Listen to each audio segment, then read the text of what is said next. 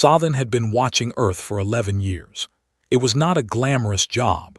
Among the Vilathi, being assigned to monitor a young species was considered a career dead end, something given to analysts who lacked ambition or had angered the wrong superior. Sothen had done both. He sat alone in the monitoring station on the frozen edge of Sol system, surrounded by screens that showed him everything humanity did.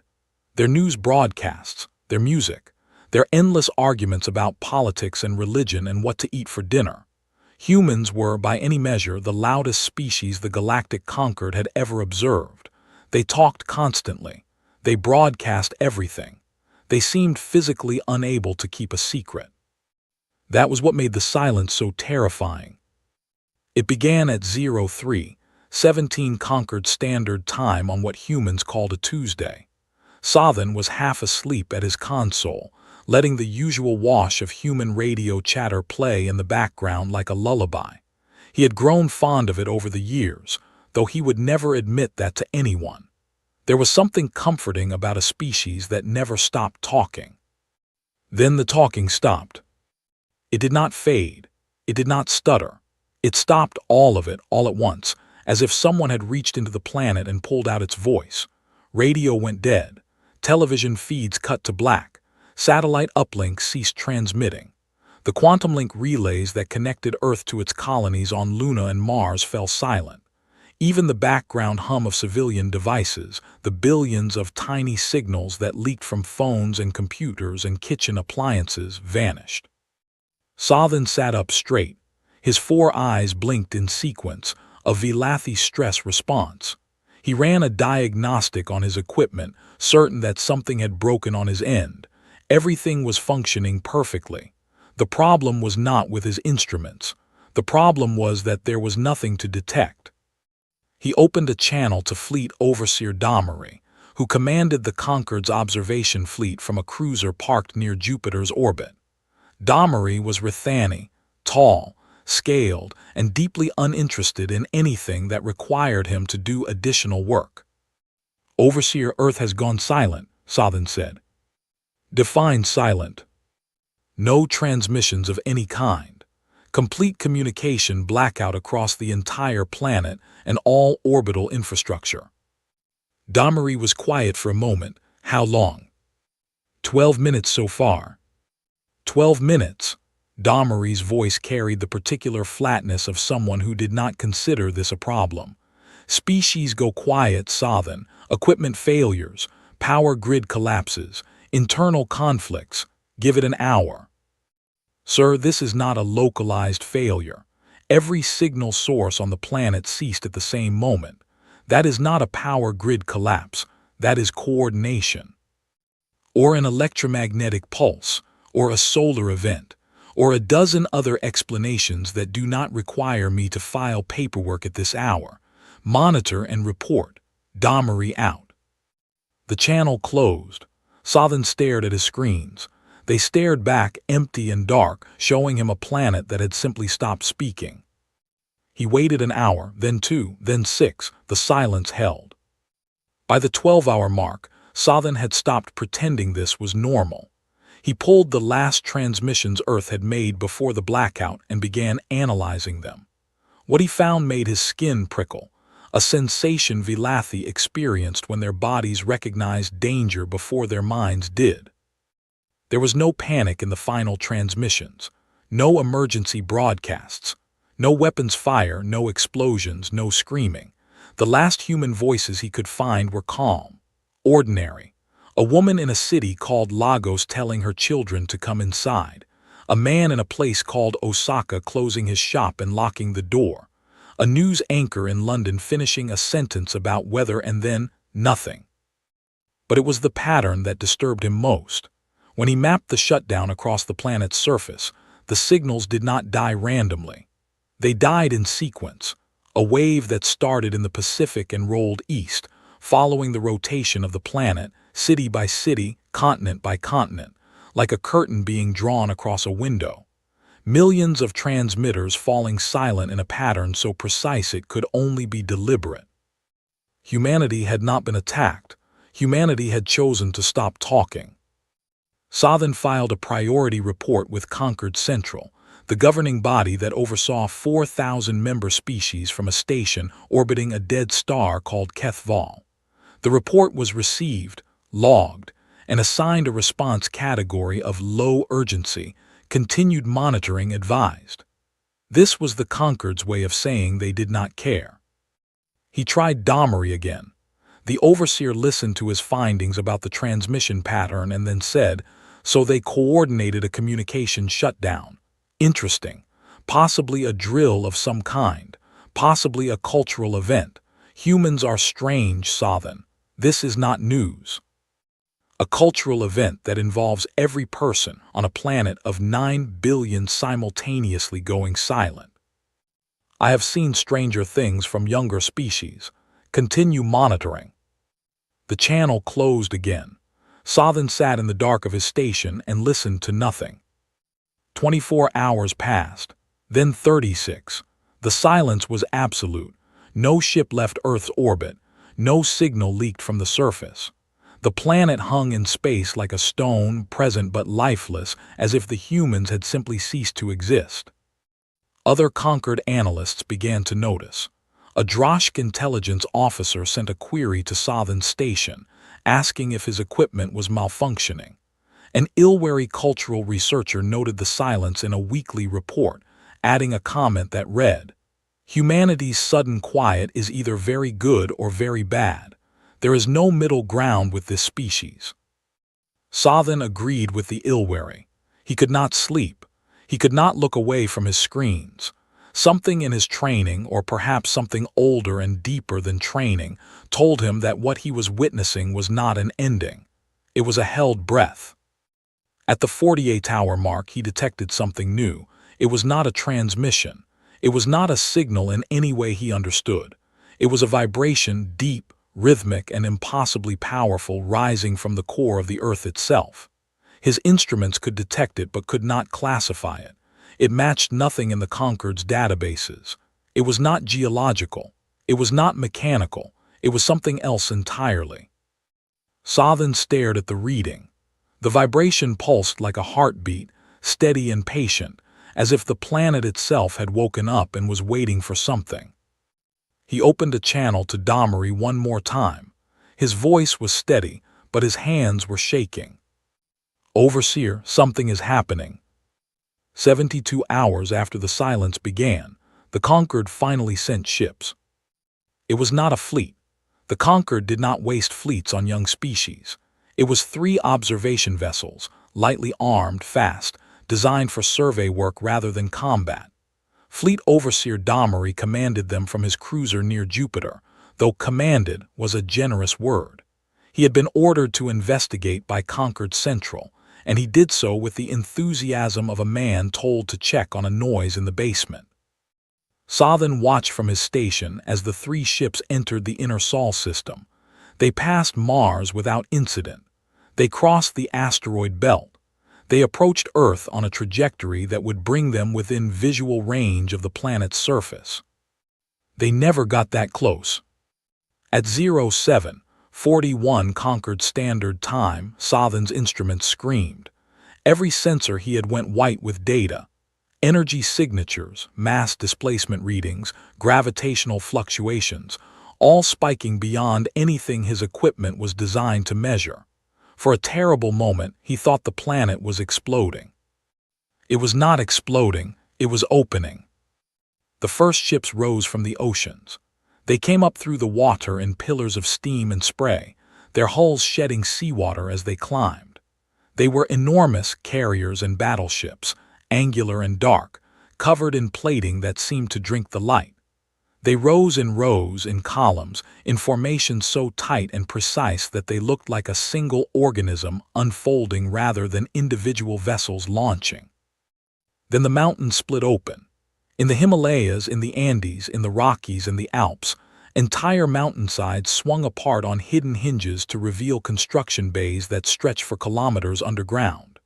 Ships poured out of them, cruisers, destroyers, frigates, climbing straight up into the sky on drives that made no sound and left no exhaust trail. The deserts opened next. In the Sahara, in the Gobi, in the vast emptiness of the Australian outback, the sand fell away into massive sinkholes as underground hangars released their contents. Then the forests, then the ice caps, then the ocean floors, where the deep trenches had hidden the largest construction facilities of all. Sothern could not count them. His instruments tried and failed, overwhelmed by the sheer number of contacts appearing on his screens. He switched to automated tallying and watched the number climb. 10,000, 50,000, 100,000, 200,000. The count did not stop. Ships were still rising from every corner of the planet, filling low orbit in a cloud of metal and energy that blotted out the stars behind them. The final count, when his systems finally stabilized, was 487,312 vessels. 500,000 ships, built in secret, hidden beneath the surface of a planet that the conquered had been watching for over a century. Sothern's 4 eyes could not blink. His body had locked into a Vilathi fear response, total stillness, every muscle rigid, every sense sharpened to its maximum. He stared at his screens and felt something he had not felt in his 11 years of quiet, boring service, genuine terror. The ships were not like anything in the Conquered's records. Human vessels had always been crude, functional, but ugly, held together by brute engineering and stubbornness. These were different. Their hulls were smooth and dense, made of materials that Sothern's scanners could not identify. Their energy signatures were wrong, too powerful, too strange, operating on principles that his equipment could not interpret. Some of the larger ships seemed to bend the space around them slightly, as if their mass was not entirely contained in 3 dimensions. And they were silent. 500,000 ships, and not one of them transmitted a single signal. No identification codes, no navigation beacons, no communication of any kind. They rose, they formed up, and they waited, as quiet as the planet they had come from. Dommery's 3 observation vessels found themselves surrounded. The human fleet had risen around them like a tide, and now they sat in the middle of a formation so vast that they could not see its edges. Dommery transmitted a hail on every frequency his communication systems could reach. He used every human language in his database. He used Concord Standard. He used mathematics, the universal fallback. Nothing, the human ships did not respond. They did not even seem to notice. Then the largest vessel appeared. It rose from the Mariana Trench, the deepest scar on Earth's ocean floor. Sothern's instruments detected it before he saw it, and what they told him made no sense. The mass readings were impossible. The energy output was beyond any scale his systems used. The ship climbed out of the ocean slowly, almost leisurely, shedding water in great cascading waterfalls that fell back to the sea from a height of several kilometers. It was over 12 kilometers long. Its hull was black, not painted black, but made of something that absorbed light completely, so that it looked like a hole cut in the shape of a ship. Sothern's scanners could not fully map it. Parts of the vessel seemed to exist in dimensions his instruments were not built to detect, giving it a shape that shifted depending on the angle of observation, as if the ship was more than what 3-dimensional space could contain. Sothern's automated systems designated it Vessel Zero. He did not give it a more creative name. He was too busy trying to remember how to breathe. Vessel Zero took its place at the center of the formation. Around it, 500,000 ships adjusted their positions with a precision that suggested they were not being commanded individually, but were moving as parts of a single mind. The fleet arranged itself into a shape, a vast, layered structure that stretched across millions of kilometers of space, pointed outward, away from Earth, away from the sun, toward the empty dark between the stars. Dommery's observation vessels tried to hail the fleet one more time. One of the smaller human frigates drifted close to them, not threatening, not aggressive, just close, and for a moment Sothern thought it might respond. Instead, it adjusted its course slightly and flowed past them, the way water flows around a stone in a river. The rest of the fleet did the same. The three conquered ships sat motionless as 500,000 human vessels moved around them, past them, and beyond them without a single acknowledgement. The fleet reached the edge of Sol system and stopped. Every ship, from the smallest corvette to the massive shadow of Vessel Zero, went still at the same moment. They hung in the dark like a wall of metal and silence, facing outward, facing nothing. Sothen stared at his screens for a long time. His fear had not faded, but something else was growing beside it, something that felt uncomfortably like awe. He had spent 11 years watching humans argue about food and politics and sports. He had written reports calling them disorganized, impulsive, and childish. He had agreed with every conquered assessment that dismissed them as a noisy young species that would probably destroy itself within a few centuries. He had been wrong. They had all been wrong. He opened a channel to Concord Central. His voice was hoarse, and he had to clear his throat twice before he could speak. "This is Analyst Sothen, Sol System Monitoring Station. I am reporting a development.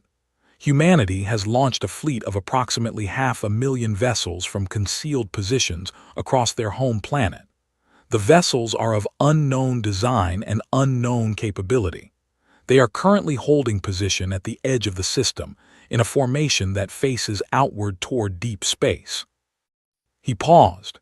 He looked at his screens one more time, at the impossible wall of ships, at the dark shape of Vessel Zero at its center, at the silent planet behind them that had hidden all of this for decades. "They were not destroying themselves," he said quietly. "They were preparing." The emergency session of the Concord High Council began 6 hours after Sothen's report reached Kethval. It was the fastest the council had ever assembled in its 4,000-year history, and even that felt too slow for what was happening. The chamber was vast, a hollow sphere carved into the station's core, lined with platforms where representatives of the elder species sat or stood or floated, depending on their biology. Normally, less than a third of the platforms were occupied for any given session.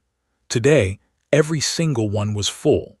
4,000 species had sent their voices to this room, and for the first time in living memory, all of them were talking about the same thing. Ambassador Llewellyn of the Rithani stood at the center of the chamber. She was old even by Rithani standards. Her scales had faded from green to silver, and her movements were slow and careful. But her mind was sharp, and her voice carried the authority of someone who had navigated conquered politics for longer than most human civilizations had existed. "We have confirmed the analyst's report," she said. "Approximately 500,000 human vessels are holding position at the boundary of their home system. They are not responding to any communication. Their technology does not match any known human capability. Our intelligence services have no record of the construction of these vessels." The last sentence landed like a stone dropped into still water. The ripples spread through the chamber in whispers and hisses and clicking sounds that served as speech for a dozen different species. "How is that possible?" The question came from D. Hall Crean, a Droshk war commander whose insectoid body filled his platform like a clenched fist. The Droshk were the Conquered's military backbone, aggressive, disciplined, and deeply suspicious of any species that built weapons. "We have monitored their planet for over a century. We have intercepted their communications. We have mapped their industrial output. How does a species build 500,000 warships without anyone noticing?" Llewellyn turned to the intelligence summary that floated in the air before her, a holographic display showing a century of data on human activity. "The answer is in the data we already had. We simply did not understand what we were looking at." She pulled up the records. Human industrial output over the past 60 years. Mining operations that exceeded civilian demand by enormous margins. Energy production that was 3 times what the planet's population required. Research programs in physics and engineering that published papers full of theoretical work but never seemed to produce practical applications. Construction projects in remote locations, deep ocean, underground polar regions, that were listed as scientific installations or resource extraction facilities. "We saw all of this," Llewellyn said. "Every piece of it was in our files. We dismissed it because it did not fit our model of what humanity was. We believed they were wasteful, inefficient, and disorganized. We assumed the excess production was a result of their chaotic economic systems. We were wrong. The waste was not waste. The inefficiency was not inefficiency. It was camouflage." The chamber was quiet. 4,000 species sat with the understanding that they had been fooled not by deception, but by their own assumptions. They had looked at humanity and seen what they expected to see: a loud, messy, young species stumbling through its early centuries. They had never considered that the noise might be deliberate, that behind the arguments and the entertainment and the endless broadcasting, an entire civilization was quietly building something vast. D. Hallcreen broke the silence. "It does not matter how they did it. What matters is what they intend to do with it. 500,000 warships pointed at deep space is either the beginning of an expansion or a threat. Either way, the conquered must respond with force." "We do not know they are warships," said Tellenra, representative of the Ilwari. The Ilwari were among the oldest species in the conquered, thin, translucent beings who communicated through patterns of light that rippled across their skin. They had not fought a war in over 10,000 years and had a reputation for seeing things others missed. "We know they are ships. We know they are armed. But a species does not build 500,000 vessels in secret just to conquer its neighbors. That is not secrecy, that is preparation. The question is, preparation for what?" "Does it matter?" D. Hallcreen's mandibles clicked with impatience. "Whatever they are preparing for, they chose to hide it from us. That alone is an act of hostility." "Or an act of distrust," Tellenra replied calmly. "The two are not the same." The debate continued for hours. It followed the pattern that all conquered debates followed, a slow, grinding process of consensus building that moved at the speed of the most cautious participant. Hawks demanded military mobilization. Moderates pushed for diplomatic engagement. Neutrals requested more data. The Ilwari sat quietly and watched, their skin flickering with patterns that none of the other species could fully read. In the end, the council authorized both options. A diplomatic shuttle, unarmed, carrying a crew of 6, equipped with translation systems for every known human language, would be sent to the human fleet to attempt communication. At the same time, Fleet Overseer Dommery was ordered to assemble an armada. The mobilization order went out to 40 species. Within days, ships began arriving from across conquered space, Droshk dreadnoughts bristling with weapons, Rithani cruisers with their elegant curved hulls, Vilathi science vessels repurposed for combat duty. The armada grew to 1.2 million ships, making it the largest military force the conquered had ever assembled. It positioned itself at a safe distance from the human fleet, close enough to strike, far enough to react. Sothen watched the buildup from his station. He had been reassigned from his monitoring post to the diplomatic team, not because of his expertise, but because he was the only conquered analyst who had been watching when the silence began. He was the closest thing they had to someone who understood what was happening. He did not feel like he understood anything.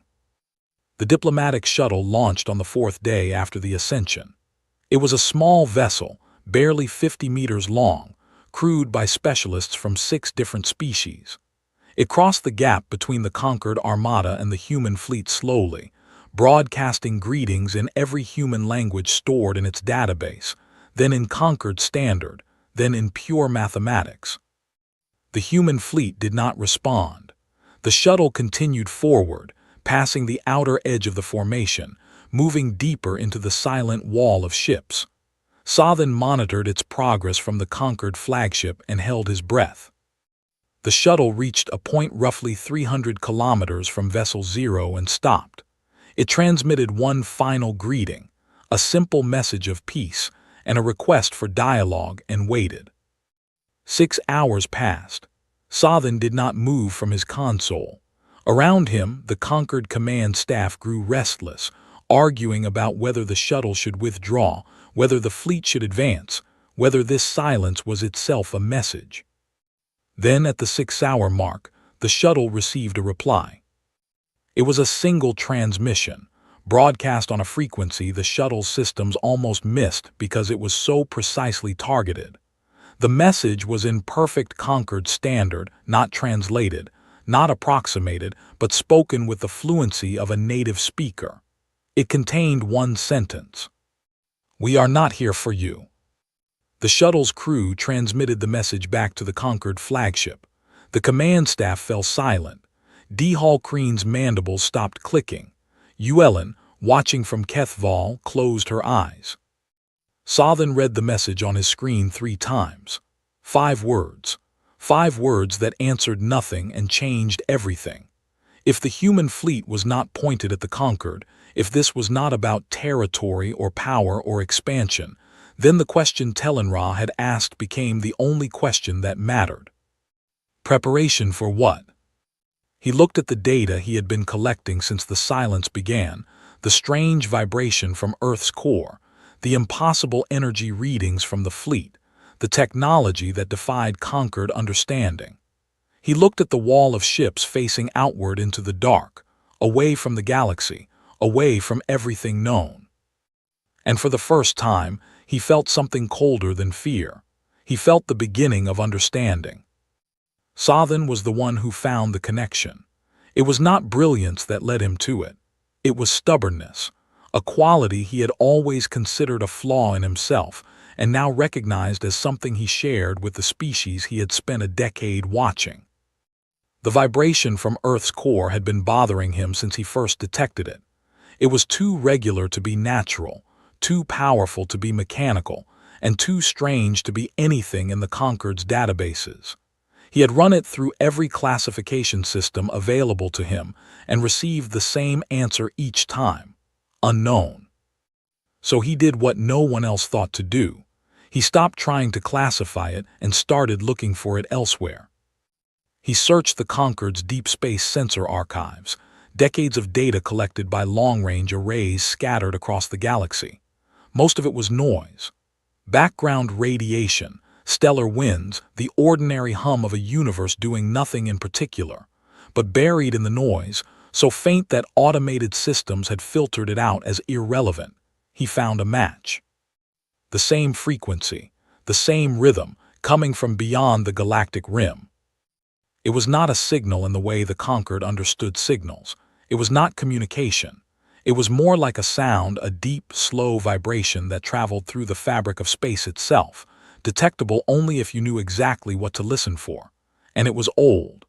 Based on the signal degradation, Sothen estimated it had been traveling for millions of years, possibly longer. It predated the Concord. It predated every known civilization. It might have predated the galaxy. He brought his findings to Ambassador Llewellyn.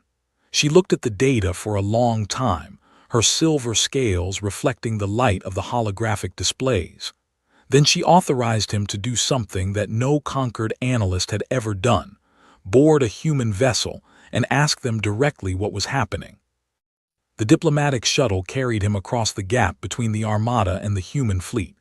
This time, the fleet responded. A corridor opened in the formation, ships shifting aside to create a path that led directly to Vessel Zero. The shuttle followed it, dwarfed by the vessels on either side, and docked at a bay that opened in the great ship's hull like a mouth. The interior of Vessel Zero was not what Sothen expected. He had prepared himself for something alien and intimidating, but the corridors were simple metal walls, white lighting, air that smelled faintly of recycled oxygen and coffee. Humans walked past him in uniforms, nodding politely but not stopping. They did not seem surprised to see him. They had been expecting him. He was taken to a room near the center of the ship. It was a command center of some kind, filled with displays showing data he could not read and maps of regions he did not recognize. At its center stood a woman. Admiral Cora Vazic was not tall. She was not physically imposing. She had dark hair cut short, lines around her eyes that spoke of years without enough sleep, and hands that were steady in the way that only hands accustomed to carrying heavy burdens could be. She looked at Sothen with eyes that were tired and kind and absolutely certain of what she was about to say. "You found the signal," she said. "It was not a question." "I did, from beyond the rim." "What is it?" Vazek gestured to a display. It showed a map of the local universe, not just the galaxy but the space around it, the vast emptiness between galaxies where nothing was supposed to exist. Except something did exist there now. Vazek highlighted it. A boundary, moving slowly inward, still impossibly far away, but approaching with the patience of something that had all the time in the universe. 60 years ago, she said, we pointed a new kind of telescope at the space between galaxies. We were looking for dark matter signatures. What we found was this. She expanded the display. The boundary became clearer, not a wall or a line, but a region where the data simply stopped. Stars beyond it were dimmer than they should have been. Galaxies that should have been visible were not. It was as if something was eating the universe from the outside in, slowly and quietly, one piece at a time. "We call it the unraveling," Vazek said. "It is not a species, it is not a weapon. It is a phenomenon, something that breaks down the fundamental forces that hold matter together. Where it passes, atoms stop being atoms. Energy stops being energy. Everything that exists becomes nothing, not destroyed, unmade. Returned to a state before physics had rules." Sothen stared at the display. His mind was trying to reject what he was seeing, but the data was clear. How fast is it moving? Slowly, by cosmic standards almost imperceptibly, but it is accelerating. Based on our models, it will reach the edge of this galaxy in approximately 140 years. And when it arrives, everything ends. Not just life, everything. Stars, planets, space itself. The galaxy will simply cease to be, the same way at least two others already have. Sothen felt his body go cold. The Vilathi did not experience shock the way humans did. They did not gasp or cry out. Instead, they went very still, every process in their body slowing to conserve energy for the crisis ahead. He stood motionless for a long time, processing. "You have known about this for 60 years, he said finally. "Yes." "And you told no one." Vazek looked at him. There was no guilt in her expression, but there was weight, the weight of a decision that had cost her species its relationship with the rest of the galaxy. "We ran the simulations, Sothen, all of them. We modeled what would happen if we brought this to the Concord." He pulled up another display. Simulation results, thousands of them branching into probability trees that covered every possible outcome of disclosure. The Concord operates by consensus.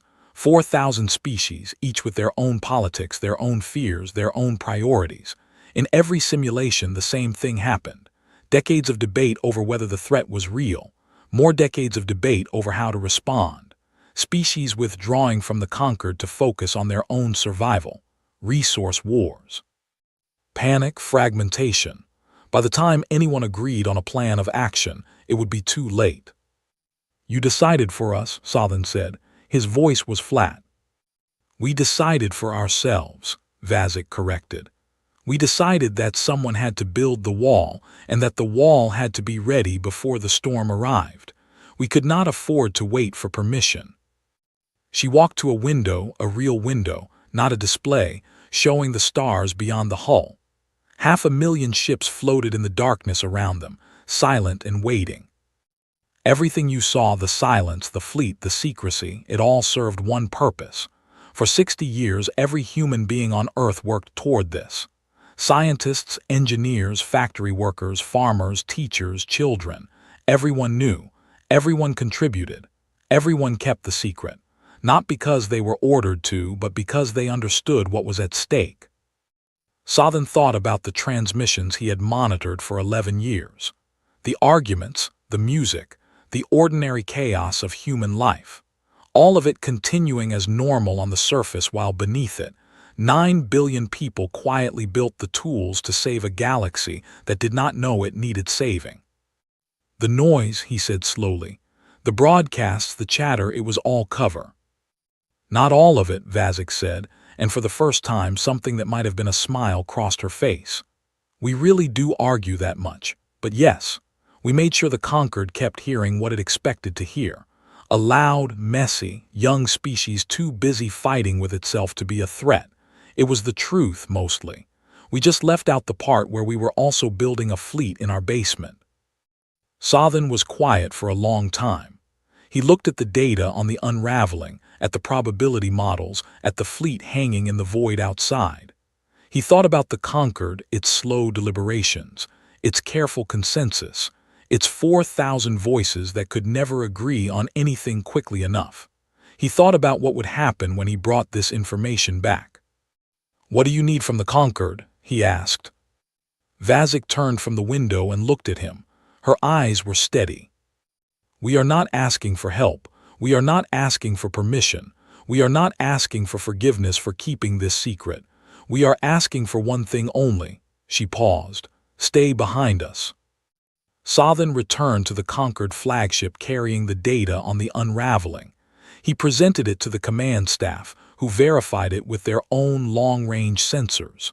The readings matched. The threat was real. For the first time in its recorded history, the Concord High Council had nothing to say. The Concord Armada stood down without ceremony.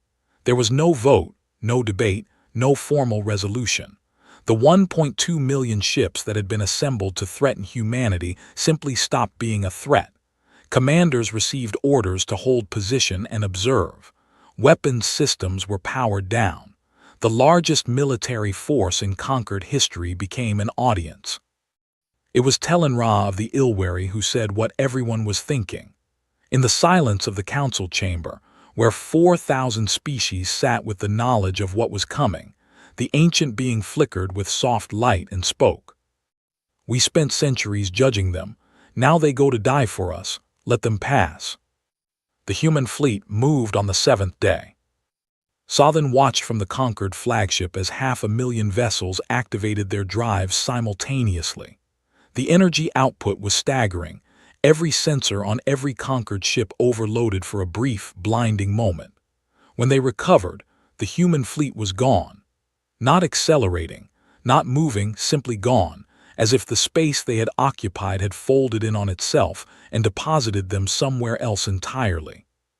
Concord physicists would later determine that the human drives did not push ships through space.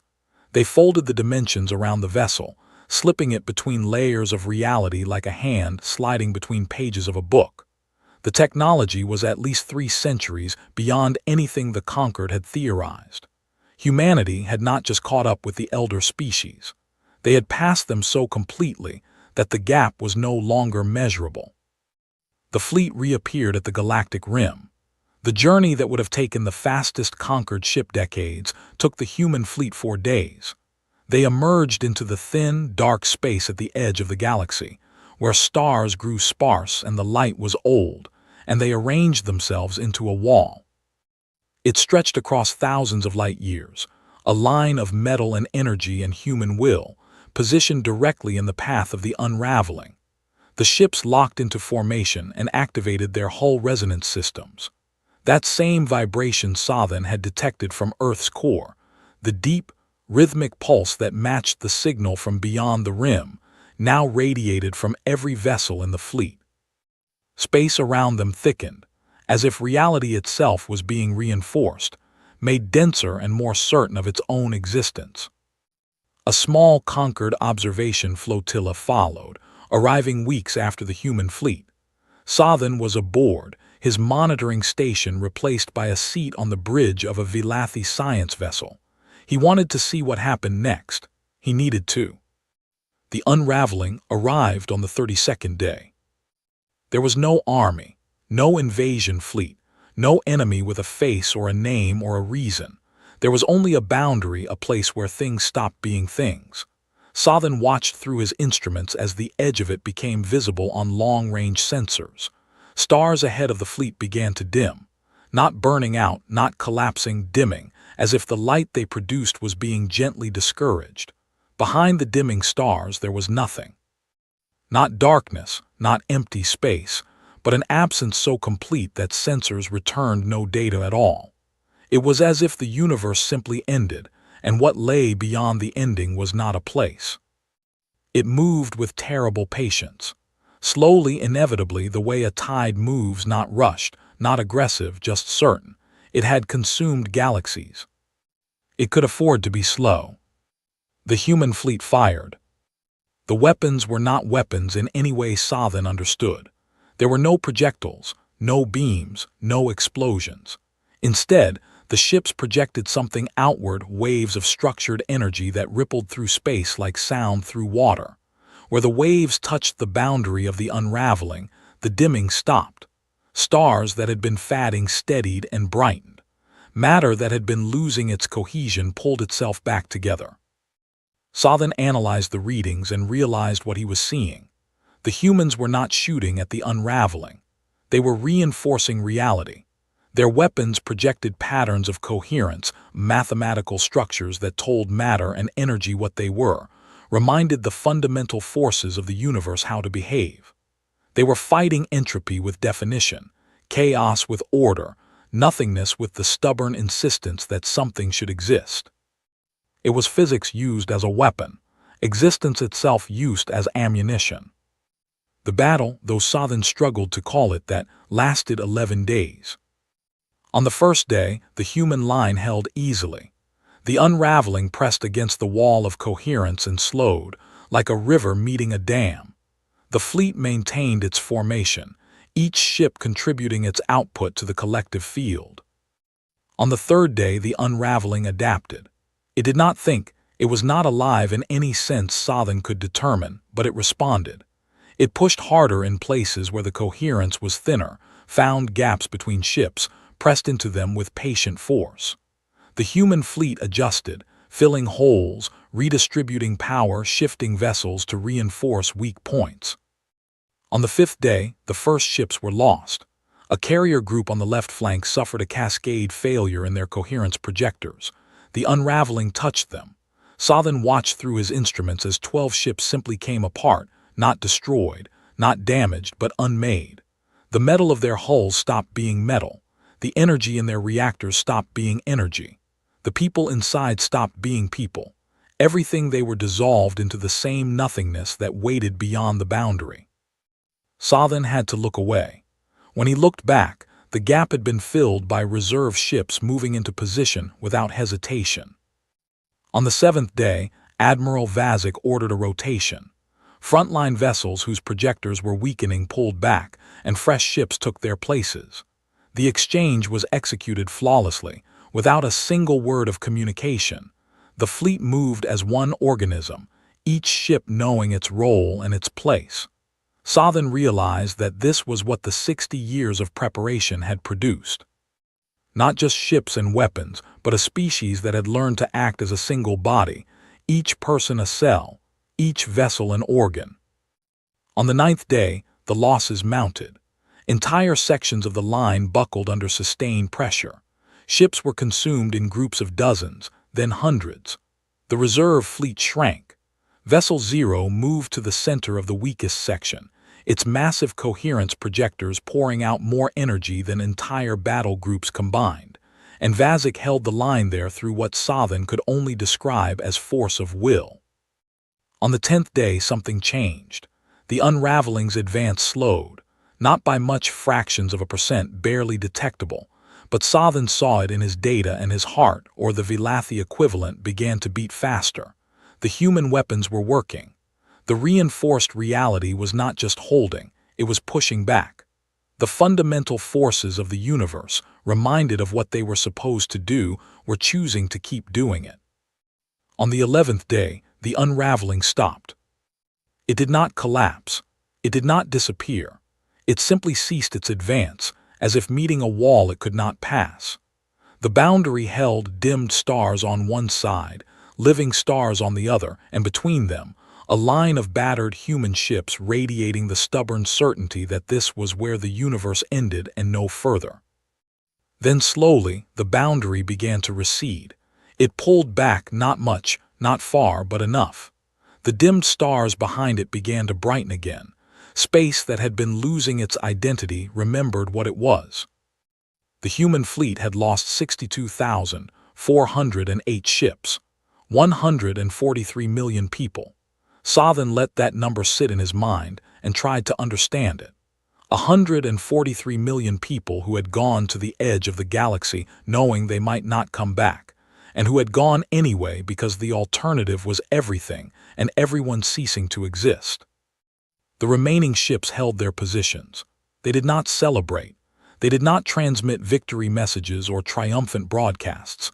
They simply stayed where they were, projectors still running, still watching the boundary, still reinforcing the line. The unraveling had been pushed back, but it had not been destroyed. It was still out there, vast and patient, and it would try again. Sothen wrote his final report from the observation flotilla as it began its long journey back to conquered space. It was a technical document, full of data and analysis and recommendations for future monitoring. But at the end, he added something that was not technical. He added something personal. It was not done in the conquered tradition. Reports were meant to be objective, free of opinion, free of emotion, free of the kind of personal reflection that the elder species considered unprofessional. Sothen did not care. He had watched a species sacrifice 143 million of its own to save a galaxy that had spent centuries looking down on them. He had earned the right to say what he felt. He wrote, "For centuries we asked ourselves why humans were so restless, so aggressive, so unwilling to be still. They fought everything, each other, their environment, the limits of their own biology. They were loud when silence would have served them. They were stubborn when flexibility would have been wiser. They burned with an intensity that the elder species found exhausting and, frankly, embarrassing. We theorized that it was immaturity, evolutionary excess, a flaw that they would either outgrow or be destroyed by. We watched them from a comfortable distance and shook our heads and said, 'They will learn or they will die.' We were wrong. Humans were never restless without reason. They fought because they sensed something the rest of us did not, or perhaps because they refused to look away from something we all sensed but chose to ignore. They looked into the dark before any of us thought to, and they saw something there. And instead of despairing, instead of coming to us so that we could all despair together, they decided to do something about it. They built their fleet in silence. They prepared their weapons in secret. They held the greatest secret in the history of the galaxy for 60 years, and they held it not out of malice or distrust, but because they knew that if they waited for the rest of us to act, we would still be debating when the darkness arrived. They held the line not because they were asked to, not because they were ordered to, not because they expected gratitude or reward. They held it because they decided that someone had to, and they did not trust anyone else to do it in time. I do not know what the conquered owes them. I suspect we can never repay it. But I know this: the galaxy is still here. The stars still burn. Matter still holds together, and the laws of physics still function, and every species in the conquered is alive today because one noisy, stubborn, impossible species fell silent long enough to save us all. They remain at the rim. They are still watching. The unraveling has not gone, it has only paused, and when it returns, they will be there. Someone has to hold the line. Humanity decided it would be them. He sent the report. Then he turned off his console, sat back in his chair, and looked out the viewport at the stars, the billions of stars that were still shining, still burning, still being stars. And for the first time in his life, Sothen understood why humans